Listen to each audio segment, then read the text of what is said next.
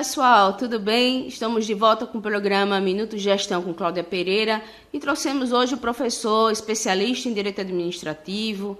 Ele é também pregoeiro e presidente da Comissão de Licitação do Ministério Público Federal da Paraíba.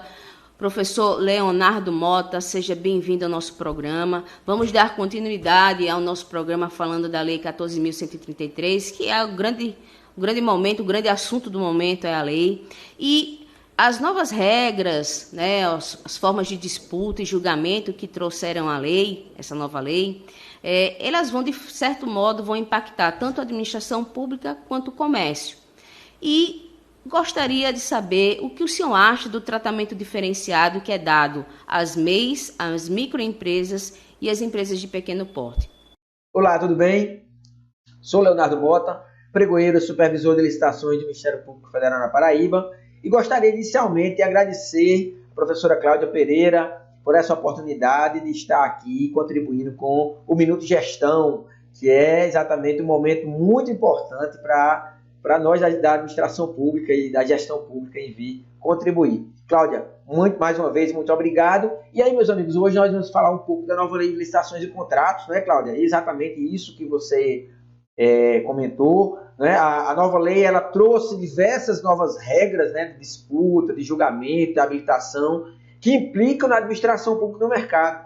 E a gente veio agora falar um pouco sobre a questão do impacto que a nova lei tem nas microempresas, empresas de pequeno porte, MEI, cooperativos, lá, em virtude lá daquele tratamento diferenciado, né, da lei complementar número 2.3, que é importante, exatamente um tratamento importante para que os microempresários, as pequenas empresas de pequeno porte, possam ter um certo benefício, né, um certo tratamento quando vier contratar pela administração para a administração pública. Relembrando que nós temos de tratamento diferenciado, então a lei complementar, ela regra lá entre os artigos 42 e 49, que, por exemplo, aqueles itens nas licitações com valor até R$80 mil, aqueles itens são exclusivos para a participação da microempresa. Itens divisíveis, né, objetos, bens divisíveis, com os valores superiores a 80 mil, deverá ser criada cota reservada, né, cota exclusiva para a participação de microempresa, empresa de pequeno porte, a possibilidade da administração pública no serviço de engenharia subcontratar microempresa quando a vencedora não for microempresa, a questão do empate ficto, não é importante regra na fase de disputa, na fase de lança, agora mais do que nunca, onde nós temos a nova lei de licitações e contratos, que o pregão segue o mesmo rito da concorrência, né? Inclusive com a fase de lança, então vai ser muito importante isso aí. E temos inclusive a questão ao final, já na fase de habilitação, aquela regra, aquela possibilidade, quando houver uma microempresa, empresa de pequeno porte vencedora do certame, onde ela estiver com a regularidade fiscal e trabalhista pendente e irregular, a administração pública tem, por força da lei complementar número 2.3, conceder aquele prazo lá de 5 dias úteis para regularizar a situação. Então são muitos benefícios. E aí o que nós vemos, Cláudia, é que a nova lei ela veio meio que tolher um pouco desses benefícios. A gente tem lá, em que pese a gente ter lá no artigo 4º da Lei 14.133, que as regras da Lei Complementar número 2.3, com relação ao tratamento diferenciado nas licitações, permanece, nós temos exceções, né? Então temos lá, por exemplo, quando não se aplica, né? Quando não se aplica a Lei Complementar número 2.3, né? Esses benefícios, por exemplo, daqueles itens das licitações cujo valor total estimado ultrapasse o valor máximo enquadrado, né, que enquadra as empresas como empresa de pequeno porte, que atualmente é R$4.800.000. No serviço de engenharia, também a lei vem trazer a exceção, que não se aplica o tratamento diferenciado às microempresas e empresas de pequeno porte, e MEI naquelas licitações de engenharia cujo valor total estimado ultrapasse os R$4.800.000, que é o valor limite para enquadramento para a EPP. Então você já vê que aí já tolhe um pouco os benefícios da microempresa e empresa de pequeno porte. Outra regra que é trazida também lá no artigo 4º, é aquela questão de que se naquele ano calendário da licitação, uma determinada microempresa, empresa de pequeno porte, ela firmou, né? Ela firmou o contrato para a administração pública, ela não terá os seus benefícios, o seu tratamento diferenciado numa próxima licitação. Olha só, não é o faturamento, não é? Então isso aí não é a empresa ter faturado, que por si só, de certa forma, já exigiria que ela desenquadrasse, né? Pedisse o desenquadramento, né? Mas a lei traz que basta ela ter firmado a contratação. Então eu entendo, Cláudia, que isso aí não é salutar para a microempresa, tolhe um pouco aquele benefício, aquele tratamento diferenciado das microempresas e empresas de pequeno porte, importantíssimo na lei complementar número 123. Entendi, professor. O que o senhor acha de praticamente ser o mesmo rito entre a concorrência e o pregão? Pois é, Cláudia, falando nos ritos, né, nos critérios, né, nas regras, novas regras, essa é um assunto muito importante na nova lei de licitações e contratos, que é a questão das modalidades, né?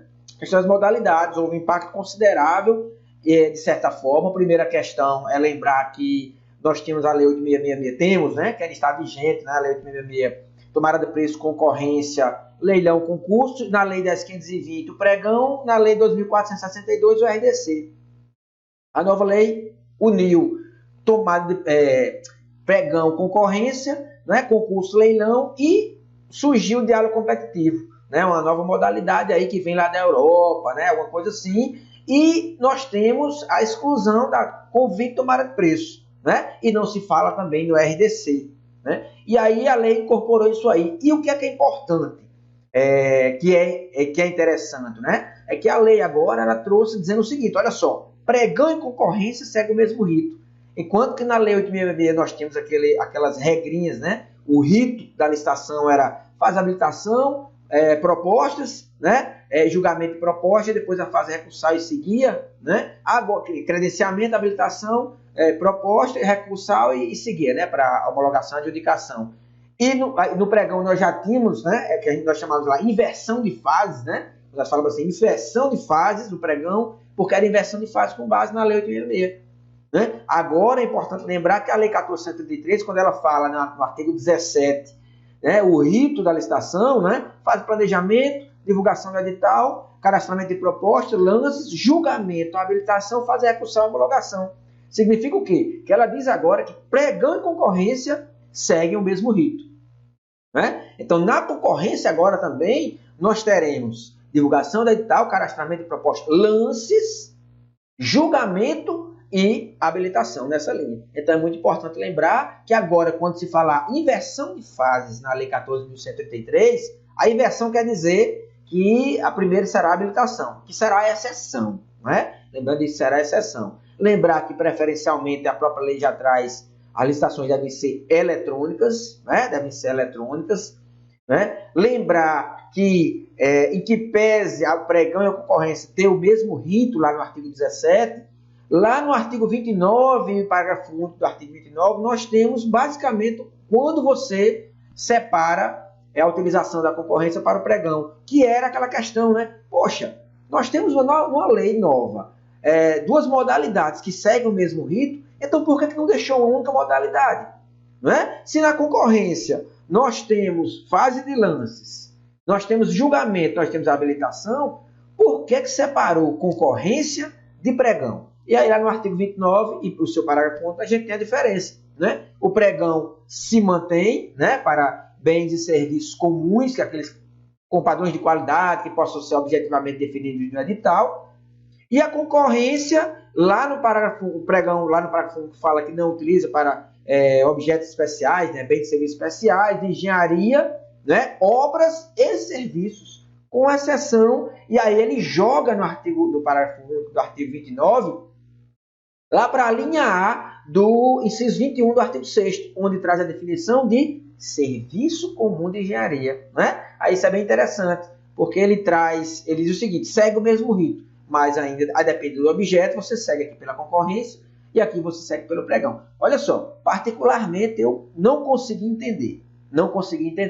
Né? Há algumas discussões dizendo, não, mas por exemplo, para uma obra, né? Uma obra ela é mais há uma certa complexidade mais de uma obra, mas a complexidade está dentro do projeto, está dentro do termo de referência, está dentro da questão do projeto lá, mas o rito não é igual, você não vai ter fase de lance na concorrência, então fase de lance implica o quê? Implica lance em cima de planilha. E se você, por exemplo, utilizar o maior desconto do pregão, né, os critérios de julgamento do pregão agora, pela nova lei, é menor preço e maior desconto. E se você pega uma tabela SINAP, de repente, vamos dizer assim, uma obra e aplica o desconto, não era possível ser pelo pregão? Então, particularmente, eu também não consegui entender por que essa diferença se o rito é o mesmo. Né? E eu entendo que a complexidade e a forma como você vai trazer para o seu edital está na fase de planejamento. A fase de planejamento eu entendo que é o foco, é o cerne da licitação e lá na frente da contratação, da fiscalização do contrato. Né? Então, se no estudo técnico preliminar, no projeto básico, no projeto executivo, lá na planilha, você consegue trazer, e aí você joga para o edital, com regras claras, né? Com critérios de habilitação, regras claras. Qual o problema? Né? Qual seria o problema, então, entre você definir uma única modalidade? Né? De repente, concorrência para tudo, né? O nome concorrência englobando, inclusive, o pregão e com o rito do pregão. Eu não vejo problema nenhum. Mas é importante lembrar, né? Lá no parágrafo único do artigo 29, nós temos praticamente a definição de que pregão também é para serviço como engenharia. Sabe por que é importante lembrar, Cláudio? Porque lá na definição de pregão, no artigo 6º, a gente não tem. Né? Se você for lá no pregão, na definição do pregão do artigo 6º, ele fala para bens e serviços comuns com critério de julgamento menor preço, maior desconto. Aí você fica, poxa, na definição do pregão não tem bens e serviços comuns de engenharia, aí você tem que ir lá no parágrafo único do artigo 29 para você entender que o pregão também é serviço comum de engenharia. Então, eu acho que talvez tenha ficado alguma questão com relação a essa uniformização de procedimentos. Né? Eu acho que não deveria ter separado, já que o rito é igual, né? Tá bom? Compreendi, professor. Professor, a nova lei de licitações, ela traz a figura do agente de contratação e também permanece a figura do pregoeiro. O que o senhor acha dessas nomenclaturas? Qual o papel de cada um? Né? Essa ideia do agente de contratação ser servidor efetivo, como o senhor vê isso? Pois é, Cláudia, mais uma discussão, né? Mais uma discussão da nova lei. Eu acredito que foi uma das primeiras, né? Junto com o PNCP, a questão da eficácia das contratações, foi a questão exatamente do agente de contratação, não é? Lá por força da própria definição do agente de contratação no artigo 6º e no artigo 8º, né? Onde ele traz lá que a licitação será conduzida pelo agente de contratação. E aí ele traz praticamente a mesma definição do artigo 6º, quando ele traz que o agente de contratação lá é o servidor designado para conduzir a licitação dentro dos servidores efetivos. E aí foi onde pegou, né? Eu digo assim, o bicho pegou na administração pública, as discussões surgiram. Poxa, e agora? O agente de contratação, servidor efetivo, será para todos os órgãos, para todas as esferas? É uma regra geral? É uma regra específica? Né? Então, foi uma discussão que surgiu, que ainda nós temos. O Tribunal de Contas da União ainda não se posicionou. Né? Temos alguns entendimentos de doutrinadoras. Eu, particularmente, entendo que essa regra é uma regra geral. Eu entendo que essa regra é uma regra geral, agente de contratação.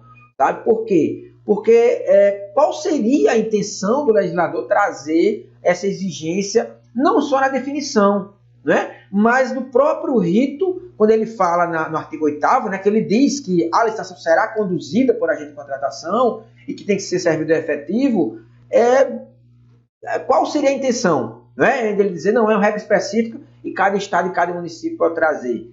Né? Em que pese, é importante lembrar que nós temos aí competentíssimos colegas que são pregoeiros, né?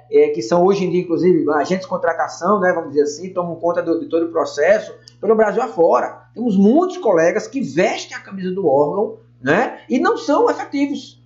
Né? Então é importante lembrar isso aí. Esses profissionais, vamos dizer assim, não seria a questão da discussão, né? Não entraria nessa discussão. A discussão é o que é que a lei traz e qual o seu efeito, né? Qual a sua aplicabilidade.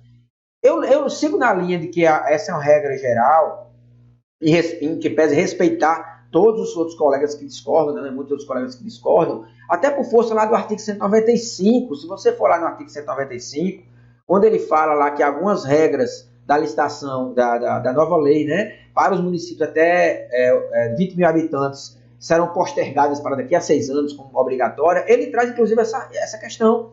Né? Ele traz que essa questão, a observância às regras do caput do artigo 8º, que é o que diz que o agente de contratação tem que ser servidor efetivo e vai ser o servidor que vai conduzir a licitação, por que o legislador traria essa, especificamente com relação aos municípios, permitindo essa adequação aqui a 6 anos, se fosse uma regra específica? Se fosse uma regra específica, não precisaria. Então, cada município trataria da forma como bem conviesse, né? Cada município trataria se era efetivo ou não era efetivo. Então, por que ele trouxe especificamente? Então, eu vou na linha de que essa regrinha, e eu vou na linha de que, nós já falamos sobre os colegas que não são efetivos, né? Mas eu vou na linha de que o legislador ele quis trazer para dentro da administração pública algo semelhante ao que nós temos, por exemplo, nós temos no Ministério Público analista judiciário, né? Nós temos analista de arquitetura, nós temos analista de engenharia, nós temos analista contábil, são cargos, né, que são específicos de áreas específicas. Eu entendo que o legislador veio nesse sentido, veio especializar a área de licitação, dizer assim, órgão, faça concurso público para agente de contratação. E aquele cargo, ele será específico para trabalhar com a área de licitação. Por que nós temos outras áreas que têm cargos específicos e por que não teremos da área de licitações de contratos, que é uma área sensível, né? Até por força lá do parágrafo 1º do artigo 7º, onde traz que deverá haver a segregação de função dentro do processo licitatório, para que o mesmo agente, né, o mesmo personagem não atue em pontos críticos, né, de riscos dentro daquele processo. Então, por que não especializar? Então, eu entendo que a ideia do legislador foi trazer, sim, fazer com que os órgãos façam concurso público para o cargo de agente de contratação. Aquele servidor que vai ter algumas características, vai adotar algumas responsabilidades naquele cargo que vão ser específicas da área de licitações e contratos. Pessoal, vamos para um rápido intervalo e voltamos daqui a instantes. Processos licitatórios em órgão público são sempre motivo de dor de cabeça. Controlar tudo que envolve esses processos é praticamente impossível. O Licite Legal surge como uma ferramenta imprescindível para resolver os problemas dos processos administrativos, incluindo as licitações. Com ele, você armazena os documentos na nuvem sem risco de extravio. O sistema é adaptável ao fluxo organizacional de cada unidade administrativa. Você pode visualizar a linha de tempo com indicação dos atos e prazos percorridos durante o processo administrativo. E ainda, controlar os prazos e quantitativos dos contratos ou atas de registro de preços. Você tem acesso às informações em tempo real de onde estiver. O sistema ainda oferece módulos de gestão de contratos e controle do envio dos processos licitatórios ao Tribunal de Contas do Estado, evitando multas e ações de improbidade. Ganhe mais segurança, eficiência e economia. Professor Leonardo Mota, no caso da contratação direta, o agente de contratação, ele será o responsável pelo encaminhamento desse processo? Pois é, Cláudia. Eu já entendo que, no caso da dispensa de licitação, não seria o agente, em regra, o agente de contratação. O agente de contratação, a lei, ele traz especificamente que a licitação será conduzida, né? A licitação será conduzida pelo agente de contratação. Eu entendo que a dispensa será do agente público. Mas sem esquecer que lá no artigo 7º, quando a lei fala de gestão por competência e fala alguns atributos do agente de contratação, inclusive capacitação específica, né, que ele tenha conhecimento de capacitação específica na área de licitação, eu entendo que essa é a seriedade que a lei traz, né, que o gestor tem que ter, entendeu? Então, eu acho que é nesse sentido aí. E para a dispensa de licitação, que foi a questão da pergunta, a dispensa de licitação seria nesse sentido. O agente de contratação pode ser o responsável, não necessariamente, vai depender de acordo com a estrutura do seu órgão, né? Mas vai ser o agente público tranquilamente. Mas importante enfatizar isso. Por quê? Porque se a gente lembrar, né, lá no artigo 72, agora nós temos um rito. Né? Nós temos um rito a ser seguido. Nós temos lá no artigo 72 para as contratações diretas. E aí envolve dispensa de licitação, envolve elegibilidade, com as novas regras, inclusive, né? Com novas situações exemplificativas lá de elegibilidade, a dispensa com os novos limites, né, dos incisos 1º e 2º, a gente traz algo que é um rito no artigo 72. Partindo do quê? Documento de formalização da demanda, ou documento de formalização da demanda, né? Ou de oficialização, né? como trazia a IN número 5 do Ministério do Planejamento, mas a nova lei fala de formalização, mas é o mesmo documento. Mas você diz lá, ó, ele inicia o processo de contratação com o documento de formalização, depois você vê o estudo técnico preliminar quando for o caso, e aí tem a estimativa de preço, tem as regrinhas lá, parecer jurídico, parecer técnico. Então vocês vê, né? Você vê agora que é algo mais formal, agora existe um formalismo a ser seguido dentro da nova lei. Então esse agente tem que ser muito capacitado, muito bem capacitado, para nós não termos o que nós temos hoje com a Lei 8.666, que não tem o rito, e aí cada órgão de repente faz de uma forma, né? E aí não tem documento de formalização, não tem aquele estudo lá da melhor solução para a contratação direta, né? Enfim, eu achei fantástico esse artigo 72, fantástico ele trazer dentro da lei e não deixar para uma norma, né? Infralegal regrar isso aí, em que pese nós temos agora, né, hoje a instituição normativa lá que regra o sistema de dispensa eletrônica, mais específico para a dispensa eletrônica. Mas eu achei muito importante isso aí na nova lei, né? Porque isso aí vai refletir quando você for aplicar lá o artigo 74, o artigo 75, onde fala de elegibilidade, onde fala de dispensa de licitação. Então achei fundamental, entendo que não é o agente de contratação, pode ser o agente público, mas tem que ser devidamente capacitado, né? Devidamente capacitado.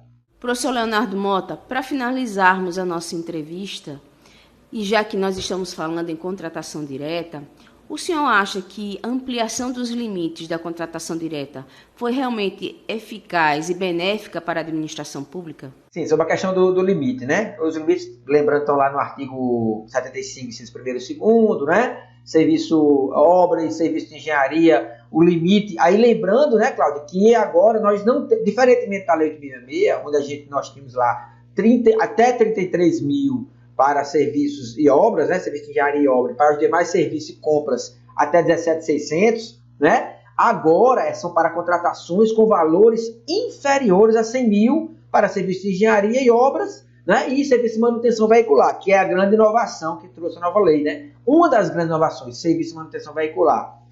E 50 mil valores inferiores, né? Contratações com valores inferiores a 50 mil para serviço de compras. Eu achei importante, né? Mas eu achei importante porque a nova lei, ela trouxe o artigo 72, que nós já falamos, né? Eu entendo que simplesmente ampliar por ampliar, como ocorreu, por exemplo, na época da pandemia, né? As regras lá dos limites, né? Das medidas provisórias no ano passado, que simplesmente chegou e ampliou aqueles valores lá, né? Mas que não falava em planejamento, né? Obviamente nós tínhamos uma realidade que era o socorro à vida, né? Então, eu estou falando assim, a crítica não é referente às medidas adotadas, certo? Mas, se por acaso tivesse vindo para a próxima lei, para essa lei, simplesmente jogado e ampliado os valores, 50 mil e 100 mil, eu entendo que seria muito prejudicial, né? Muito prejudicial. Mas agora, praticamente, o rito lá do artigo 72 é a formalização de um processozinho licitatório. E mais, né? Lembramos agora que lá no próprio artigo 75 ele fala que para os incisos 1º e 2º tem que ser divulgado eletronicamente, né? Em regra tem que ser divulgado eletronicamente, é tanto que nós já temos aí a Instituição Normativa 67, né? Que regra de sistema de dispensa eletrônica lá do Ministério da Economia, né? Da SEGES, né? Onde você lança a dispensa de licitação eletrônica, que não é a cotação eletrônica, é importante, né, a gente lembrar, né, que a cotação eletrônica ainda existe, porque a cotação eletrônica é de uma portaria do Ministério do Planejamento, 306, mas que está relacionado à lei de licitação, à lei 8.666. E outra cotação eletrônica, você só consegue contratar bens, né, bens lá no inciso 2º do artigo 24 da lei 8.666. Enquanto que a dispensa eletrônica você contrata bens e serviços. Então, eu achei muito interessante sobre os limites. Eu entendo que foi importante essa ampliação dos limites, porque agora nós temos o rito, né? Temos o rito, uma formalização. Temos, inclusive, lá no artigo 72, reforçando, né, a ideia de que se houver alguma burla, né, alguma fraude, os responsáveis envolvidos, seja licitante, seja contratado, né, no caso é a contratação, ou seja, da administração pública, todos serão responsabilizados, o que gera uma responsabilidade enorme, né, para quem estiver trabalhando, né? Por tabela, gera responsabilidade para quem estiver trabalhando da fase interna passando pelo parecer jurídico, né, que agora tem que ter do artigo 72, e caindo lá na frente na execução e na contratação. Então, achei muito importante. E eu acho que trouxe uma certa folga, né, para a administração pública. Eu só senti falta do texto que fala especificamente lá no finalzinho dos incisos 1º e 2º do artigo 24, quando ele trata lá de quando aquelas contratações puderem ocorrer numa mesma licitação. Eu acredito que poderia constar isso aí na nova lei, entendeu? Para o quê? Para amarrar mais ainda a questão de se evitar o fracionamento de despesa, né? A questão do fracionamento de despesa, pequenos processos de dispensa de licitação, olha, que pode acontecer agora mais do que nunca, né? 20 mil,